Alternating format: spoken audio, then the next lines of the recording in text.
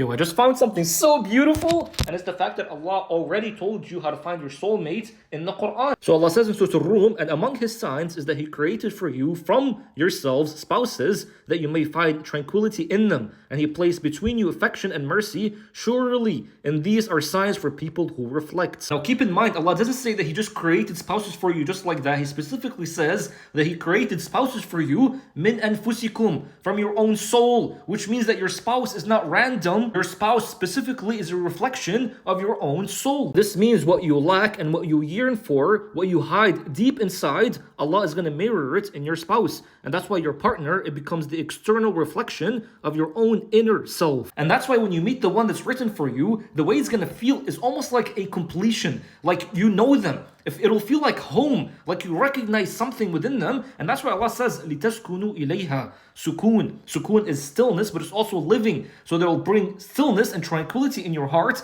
but it'll also bring that feeling where you just know them, like I feel like I'm home with them. Now Allah also says that He created for you azwajan. Azwajan doesn't just mean husband and wife, it actually means polarity. So think of things like night and day, sun and moon, heat and cold. The entire universe is made on polarities. Now these polarities don't cancel each other, they actually balance each other. Polarity also means when you're thinking of fire and fire, if you have fire and you add more fire onto it, it's going to give you more fire. And if you have cold and add more cold into it, it's going to freeze. But then when you have fire and you add water into it, you get stillness, tranquility, a balance. So if you're a person that gets angry very easily, your spouse should be someone that comes and complements that by relaxing you, making you calm down. This is why Allah says, Tabbat yada Abi Lahabin wa tab, because Abu Lahab, not only was he like very fiery, but his own wife, what did Allah describe her as? The one who comes holding the wood, the one that's carrying the wood. So she's bringing more fire onto him. So if your spouse, they say things to make you more angry, that's not really your soulmate. And that's not someone,